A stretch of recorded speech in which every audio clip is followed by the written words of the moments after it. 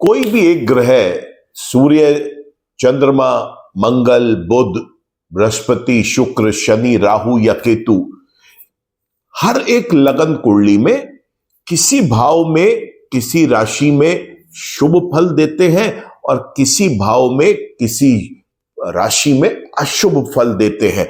आज का ये वीडियो जो बना रहा हूं इस कारण से कि आपको यह पता चले कि सूर्य ग्रह वो हर लगन में वो कौन सा ऐसा भाव है, कौन सी ऐसी राशि है कि अगर सूर्य ग्रह गोचर में या जन्म कुंडली के वहां पर है तो ये आपको सबसे बुरे फल दे सकते हैं, सबसे ज्यादा अशुभ फल दे सकते हैं।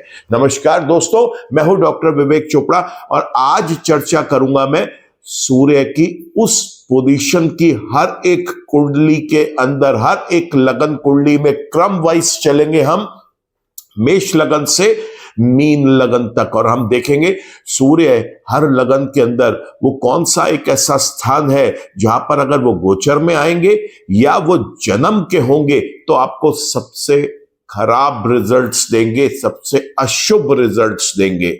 देखिए दोस्तों, वीडियो शुरू करने से पहले ही आपको बता दूं कि सूर्य आप किसी भी लगन के स्वामी हैं, आपको सबसे गंदे रिजल्ट्स वो 8वें भाव में ही देंगे।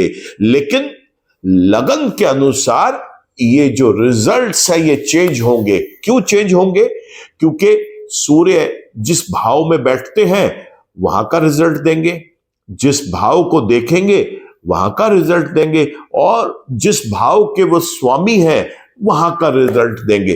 तो यहां पर आपको सूर्य के 3 प्रकार से रिजल्ट्स मिलते हैं।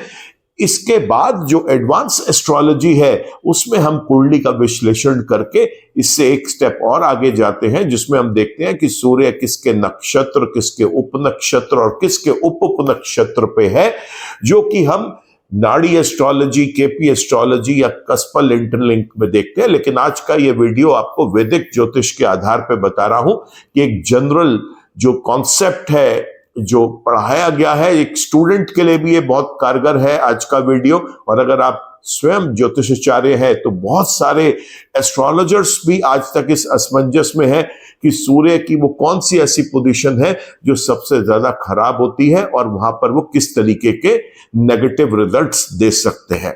सबसे पहले हम स्टार्ट करेंगे मेष लगन से और मेष लगन के अंदर सूर्य जो है वो पंचम भाव के स्वामी है और इस भाव के अंदर जो सबसे इंपॉर्टेंट चीज है वो ये है कि ये भाव पढ़ाई लिखाई का भी है, लव रिलेशनशिप्स का भी है, संतान का भी है और डिसीजन मेकिंग का भी है। और मैंने आपको अभी बताया कि इस लगन में सूर्य अगर 8वें भाव में होंगे तो वो सबसे अपने ज्यादा अशुभ रिजल्ट्स देंगे। तो पहले तो मैं आपको ये बता दूं, जो हर एक लगन के ऊपर ये चीज लागू होगी कि सूर्य का 8वें भाव में और 8वें भाव में बैठकर दूसरे भाव में क्या फल मिलेगा, क्योंकि वो आपको हर लगन के अंदर वही चीज रिपीट करूंगा, उससे बेटर है एक बार आपको समझा देता हूं। तो जब सूर्य 8वें भाव में बैठेंगे तो ये एक्सीडेंट्स का कारक ग्रह बनेंगे। सूर्य यहां पर क्रॉनिक इलनेस, लंबी चलने वाली बीमारी का भी कारक ग्रह बनेंगे। सूर्य यहां पर आपके दूसरे भाव को जब देखेंगे तो आपके अपने कुटुंब के साथ कुछ रिलेशनशिप्स को भी बिगाड़ सकते हैं, पैतृक संपत्ति में आपको मिलने में हानि हो सकती है या आपका हक हो सकता है कि किसी और जेनेटिक कनेक्शन में किसी व्यक्ति को मिल जाए। साथ ही साथ कम्युनिकेशन से, अपनी वाणी से, अपनी बातचीत से आप अपने साथ के लोगों को, अपने परिवार के, कुटुंब के लोगों को अपने से दूर कर बैठेंगे, क्योंकि आपकी वाणी में कहीं तो कुछ हार्शनेस होगी, कुछ क्रूअल्टी आ जाएगी, जिससे कि वो आपसे कटे कटे रहेंगे, दूर रहेंगे। कभी कोई व्यक्ति बुरा मान गया तो हो सकता है कि फिर उसने पूरी जिंदगी आपके साथ दोबारा संबंध ही नहीं बनाए। साथ ही साथ धन की भी हानि करते हैं जब सूर्यदेव अष्टम भाव में बैठ के दूसरे भाव को देखते हैं। यहां पर समझने वाली बात यह भी है कि जो लोग क्रिएटिविटी के वर्क में है, रिसर्च के वर्क में है, कोई डिजाइनिंग के वर्क में है, कुछ ऐसा काम कर रहे हैं जिसके अंदर कोई इनोवेटिव आइडिया आप चाहते हैं कि क्लिक हो, और सूर्य आपका अष्टम भाव में या तो गोचर में है या जन्म का ही है, तो मैं आप ऐसे तमाम लोगों को कहूंगा कि आप इन फील्ड्स की तरफ सोचिए भी मत। आप अपना कैरियर किसी और फील्ड में बनाएं, क्योंकि ये फील्ड्स आपके लिए नहीं है। इसलिए आप ज्यादातर देखेंगे कि जो रिसर्च स्कॉलर्स हैं, साइंटिस्ट्स हैं, क्रिएटिव डिजाइनर्स हैं, या कोई फैशन के फील्ड के लोग हैं, किसी भी तरीके की ऐसी चीज जहां पे इनोवेशन है, कुछ हटके करने के लिए वो लोग कुछ सोच रहे हैं, उनका आप देखेंगे कि सूर्य अष्टम भाव में नहीं मिलेगा आपको, तभी वो उस चीज में कामयाब हुए। और जिसने भी अगर किसी को फॉलो करने की कोशिश करी कि उसने मेरे ये काम किया और मैं भी करना चाहता हूं, लेकिन अगर उसका सूर्य अष्टम भाव में है तो वो हमेशा उस चीज के अंदर फेल ही होगा, कभी भी वो व्यक्ति आगे नहीं बढ़ पाएगा।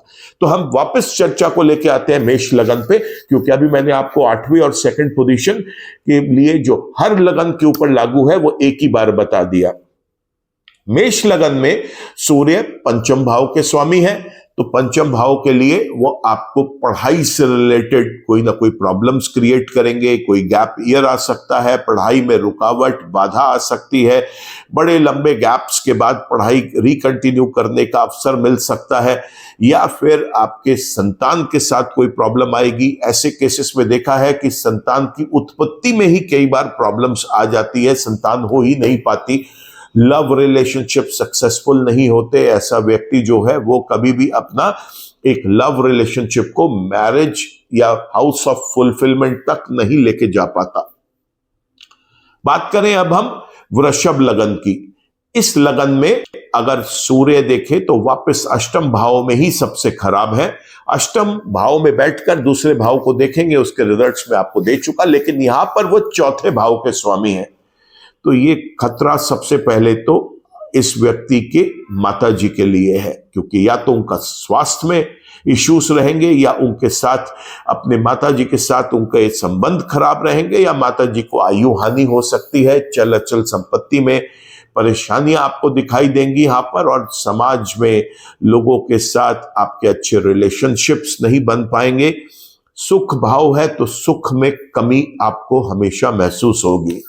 बात करते हैं अब हम मिथुन लगन की, और मिथुन लगन के अंदर सूर्य जो है वो तीसरे भाव के स्वामी है। यहां पर भी सूर्य अष्टम भाव में सबसे अपने खराब रिजल्ट्स देंगे, और तीसरे भाव के स्वामी है, तो इसलिए पराक्रम में आपको हमेशा कोई ना कोई परेशानियां दिखाई देंगी, नेम फेम नहीं मिल पाएगा आपको, यहां तक कि आपको किसी अप्रिय सिचुएशन के अंदर मान सम्मान प्रतिष्ठा के ऊपर आपको ठेस भी पहुंच सकती है, इंसल्ट्स हो सकती हैं, कम्युनिकेशन आपका बेटर नहीं रहेगा, छोटे भाई बहनों के साथ संबंधों में आपके अधिक मधुरता नहीं रह पाएगी। बात करें अब हम कर्क लगन की। कर्क लगन के अंदर सूर्य जो है वो दूसरे भाव के स्वामी है, और अभी मैंने बताया कि उनकी सबसे खराब पोजीशन 8वां भाव होता है। इस लगन वाले व्यक्ति के लिए सूर्य डबल इंपैक्ट देंगे, क्योंकि सूर्य अपने ही घर को खराब दृष्टि से जब देखेंगे तो यहां पर धन की सबसे बड़ी हानि होगी। ऐसे व्यक्ति को दरिद्रता भी आ सकती है ऐसे व्यक्ति के जीवन में। और सबसे इंपॉर्टेंट चीज यहां पर यह है कि सूर्य जब अष्टम भाव में बैठ के अपने ही घर को देखेंगे तो कुटुंब के अंदर वो वहां पर कुछ ना कुछ परेशानियों का कारण बनेंगे, आपका तालमेल बिगाड़ेंगे वहां पर, और साथ ही साथ आपकी वाणी को भी कष्ट पहुंचाएंगे। ऐसे केसेस में देखा गया है कि शायद बच्चे जो हैं वो या तो लेट बोलना शुरू करते हैं, और अगर वो बोलते भी ठीक ठाक है, ठीक टाइम पे बोलना शुरू कर देते हैं, तो उनकी जो वाणी है वो इतनी हार्श, क्रूअल और गंदी लैंग्वेज होती है कि उसको एक नॉन सिविलाइज्ड वे में ही लोग ट्रीट करते हैं। बात करेंगे अब हम सिंह लगन की। सिंह लगन के स्वामी तो खुद सूर्य ग्रह हैं, लेकिन उसके बावजूद उनका अष्टम भाव में बैठना बहुत खराब है दोस्तों। और यहां पर सूर्य सबसे पहले अगर अष्टम भाव में बैठ गए तो आपको पूरी जिंदगी हेल्थ रिलेटेड इश्यूज जरूर रहेंगे। मान सम्मान प्रतिष्ठा की भी हानि होगी। आप कोई भी काम करेंगे या तो वो काम स्टार्ट ही नहीं हो पाएगा, या उसमें अड़चने इतनी आएंगी कि काम शुरू होने के बाद वो काम रुक गया, और जो भी आप डिसीजंस लेंगे ज्यादातर वो गलत होंगे। ऐसे केसेस के अंदर सूर्य के उपाय करना आपके लिए और भी जरूरी हो जाता है, क्योंकि सभी लग्नों के लिए 8वीं पोजीशन सूर्य की खराब है, लेकिन सूर्य 8वें पोजीशन पर बैठ के दूसरे भाव को जो देखेगा वो 2 पोजीशंस का रिजल्ट तो मैंने आपको दे दिया, लेकिन साथ ही साथ 12 लग्नों में जो उसकी अपनी राशि है उसका रिजल्ट आपको बता रहा हूं। और फिर इस वीडियो के अंत में आपको यह भी बताऊंगा कि सूर्य के इस नेगेटिव रिजल्ट्स को मिनिमाइज करने के लिए हम क्या उपाय कर सकते हैं। चलिए अब चलते हैं हम कन्या लगन पर। कन्या लगन में सूर्य 12वें भाव के स्वामी होते हैं। 12वें भाव के स्वामी जब अष्टम भाव में बैठेंगे तो ये वापस इस कुंडली की सबसे खराब पोजीशन होती है सूर्य की।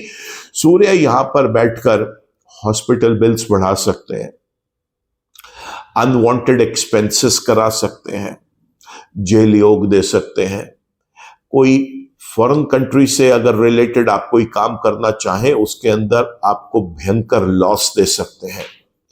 साथ ही साथ यहां पर बैठ के अगर कोई व्यक्ति ये चाहता है कि मैं किसी फॉरेन लैंड पे जाके एस्टैब्लिश होऊं, उसको पूरी तरीके से विफल करके वापस उसको अपने ही देश लौटना पड़ता है और वो हमेशा असफलता को देखता है। ऐसे केसेस के अंदर तो सूर्य के उपाय इस व्यक्ति को भी करने बहुत जरूरी है। बात करेंगे अब हम तुला लगन की। तुला लगन के अंदर भी सूर्य का अष्टम भाव में होना सबसे खराब पोजीशन है, और यहां पर वो एकादश भाव 11वें घर के स्वामी है। ये भाव बड़े भाई बहनों का है, लाभ का है, तो लाभ में कमी आएगी। बड़े भाई बहनों के साथ आपके तालमेल अच्छे नहीं बन पाएंगे, हेल्थ इश्यूज रहेंगे आपको। बात करें अब हम वृश्चिक लगन की। वृश्चिक लगन वाले व्यक्ति के लिए सूर्य दशम भाव के स्वामी है। जब ये अष्टम भाव में आ जाते हैं तो ऐसा व्यक्ति सारी जिंदगी अपने रोजगार को स्टेबल करने के लिए ही तड़पता रहता है, और यहां तक देखा है इसमें कि चाहे वो व्यापार करे और चाहे वो नौकरी करे, स्टेबिलिटी ही नहीं आती उसको। हमेशा यही प्रॉब्लम रहती है कि काम ठीक नहीं चल रहा। किसी भी कंट्री में आप रहते हो, उस कंट्री का जो लॉ है, जो वहां की न्यायालय है, वहां पर आपको किसी ना किसी तरीके से पनिश किया जा सकता है अगर आपके थ्रू कोई गलत काम हुआ है। सरकारी विभाग और अर्ध सरकारी विभाग के लोग भी आपको पेनलाइज कर सकते हैं, पेनल्टीज दे सकते हैं, क्योंकि आपके थ्रू कुछ काम ही ऐसे होंगे जिसके अंदर आपको फाइन्स या किसी अलग प्रकार की कष्टों का सामना करना पड़ेगा। बात करते हैं अब हम धनु लगन की, और धनु लगन वाले व्यक्ति के लिए भी सूर्य का अष्टम भाव में होना सबसे खराब पोजीशन है, और इस लगन के लिए सूर्य स्वयं भाग्य के स्वामी है। अपने से 12वें स्थान पे 8वें घर में जब वो बैठेंगे तो उन्होंने यहां पर भाग्य से आपको विरुद्ध करना है। भाग्य जो है वो आपका साथ नहीं देगा, लंबी यात्राएं सफल नहीं होंगी, धर्म के प्रति आपकी रुचि कभी नहीं बन पाएगी। आप जितना पूजा पाठ करने की कोशिश करेंगे आप देखेंगे कि उतनी आपकी परेशानियां बढ़ती चली जा रही हैं। साथ ही साथ पिता के साथ आपको कुछ प्रॉब्लम्स आ सकती हैं। पिता की आयु में भी हानि हो सकती है, पिता के स्वास्थ्य में भी हानि हो सकती है, पिता के साथ आपके तालमेल भी बिगड़ सकते हैं। तो यहां पर बैठा हुआ सूर्य अष्टम भाव में धनु लगन वाले व्यक्तियों के लिए सबसे खराब पोजीशन लेके बैठता है। बात करते हैं अब हम मकर लगन वाले व्यक्तियों के लिए, और मकर लगन वाले व्यक्तियों के लिए सूर्य स्वयं अष्टम भाव के ही स्वामी है, और अष्टम भाव में जब वो बैठते हैं तो यहां पर ये उनका सबसे खराब स्थान है। कुछ एस्ट्रोलॉजर्स का ये मत है कि जब एक ग्रह अपने ही घर में बैठता है तो शायद उसको बचाए, लेकिन नहीं दोस्तों, ये एक रॉन्ग मिथ है। सूर्य 8वें घर में जब बैठेंगे, चाहे वो उनकी अपनी ही सिंह राशि है, यहां पर वो क्रॉनिक इलनेस आपको अवश्य देंगे। यहां पर वो एक्सीडेंट्स का खतरा हमेशा बनाए रखेंगे, आयु की हानि का खतरा हमेशा बना रहेगा। बात करते हैं अब हम कुंभ लगन की, और कुंभ लगन के अंदर सूर्य जो है ये स्वयं सप्तम भाव के स्वामी है, और इस लगन के अंदर भी सूर्य का 8वें घर में बैठना सबसे खराब पोजीशन होती है। 8वें घर में जब सूर्य बैठेंगे तो क्या क्या करेंगे। 8वें घर और दूसरे घर के तो रिजल्ट्स मैं आपको इस वीडियो की शुरुआत में ही दे चुका हूं। हर लगन में मैं केवल अब आपको वो बता रहा हूं कि जो वो एक्स्ट्रा जिस राशि के स्वामी है उसके लिए और क्या एक्स्ट्रा करेंगे। जो 8वें और सेकंड के फल है वो तो मैंने आपको बता दिया कहां कहां नुकसान होगा। यहां पर वो 7वें के स्वामी है तो पति पत्नी के रिलेशंस बहुत खराब रह सकते हैं। यहां पर कोई अगर आप मेल हैं या फीमेल हैं, आपको सेक्सुअल प्रॉब्लम्स रह सकती हैं। कोई बीमारी आ सकती है ऐसी जो सेक्स रिलेटेड हो। यहां पर आपके पार्टनर्स के साथ आपके रिलेशनशिप्स अच्छे नहीं रहेंगे। दैनिक रोजगार के लिए आपको हमेशा संघर्ष करना पड़ेगा और उसके बाद भी आपको विफलता का ही मुंह देखना पड़ेगा। तो सूर्य का जो सबसे खराब स्थान सप्तम भाव का स्वामी होने के बावजूद है वो इस कुंडली का 8वां घर है। अब बात करते हैं हम आखिर में मीन लगन की। और मीन लगन के जो व्यक्ति हैं उनके लिए सूर्य जो है ये 6ठे भाव के स्वामी होते हैं। 6ठा भाव स्वयं रोग ऋण विघ्न बाधाओं का है, गुप्त शत्रु का है।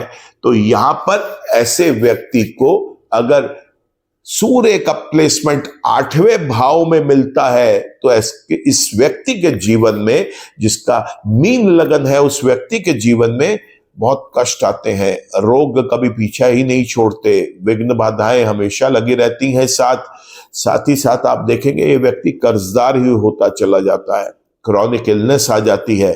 गुप्त शत्रु इतने होते हैं कि ये व्यक्ति कहीं ना कहीं गिव अप ही कर जाता है कि कहां तक मैं किस किस से लड़ूं, हर व्यक्ति मेरे अगेंस्ट आके खड़ा हो गया है।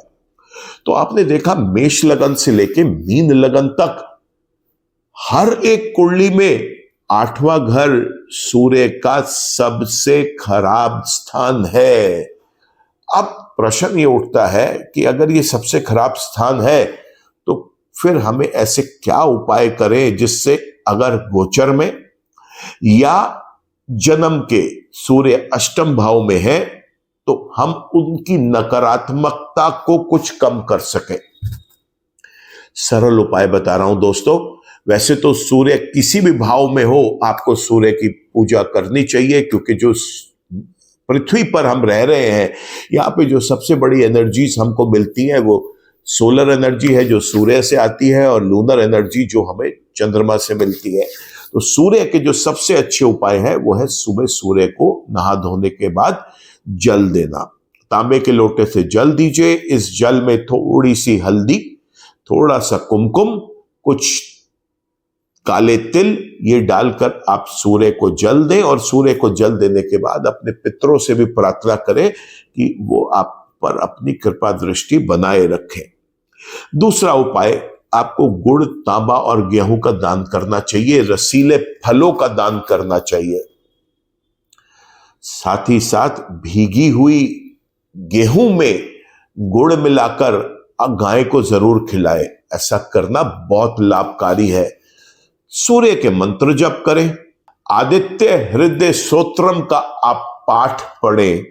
ऐसा करने से भी सूर्य की जो नेगेटिविटीज हैं वो काफी हद तक कम होंगी और उसकी नकारात्मकता आपको ज्यादा परेशान नहीं करेगी। तो दोस्तों बहुत इंपॉर्टेंट वीडियो है, खासतौर से उन बिगिनर्स के लिए एस्ट्रोलॉजी के जो अभी एस्ट्रोलॉजी में रुचि रखते हैं, ज्योतिष में रुचि रखते हैं, सीखना चाहते हैं। हमेशा याद रखिए सूर्य किसी भी कुंडली के अंदर 8वें घर में सबसे गंदे रिजल्ट्स देते हैं, चाहे वो उनकी वहां पर स्वयं की राशि आ रही हो और चाहे वो लगन उनका स्वयं का लगन हो। कभी भी इस बात के ऊपर किसी दूसरे व्यक्ति के कहने में मत जाइए। सूर्य सबसे गंदा रिजल्ट 8वें घर में देगा, ये बात आप लिखकर गांठ बांध कर रख लीजिए। इसे एक सूत्र बना लीजिए ज्योतिष लर्निंग के लिए। आप चाहे एस्ट्रोलॉजी नहीं भी सीख रहे तो भी आप अपने घर में हर व्यक्ति की कुंडली उठाकर देखें कि कहीं सूर्य 8वें घर में तो नहीं है, और अगर है तो सबसे पहले किसी समझदार ज्योतिषाचार्य के पास जाकर कुंडली का विश्लेषण करवाएं, बाकी ग्रहों की स्थिति देखें ताकि सूर्य की कितनी नेगेटिविटीज मिल सकती हैं और किन ग्रहों से सूर्य की नेगेटिविटीज को हम रिड्यूस कर सकते हैं, इसका आपको संज्ञान हो सके। आज के वीडियो में दोस्तों केवल इतना ही। मैं उम्मीद करता हूं आपको ये वीडियो पसंद आया होगा। अगर आपको ये वीडियो पसंद आया है तो रिक्वेस्ट करूंगा आप इसे लाइक करें, कमेंट करें, शेयर करें। और अगर आपने मेरा चैनल सब्सक्राइब कर लिया है तो थैंक यू फॉर दैट। अगर अभी तक नहीं कर पाए तो मैं रिक्वेस्ट करूंगा कि आप इस चैनल को सब्सक्राइब करें, बेल आइकन को क्लिक करें, ताकि आगे के सारे अपडेट्स आप तक पहुंचते रहें। ईश्वर आप सबका भला करे। नमस्कार।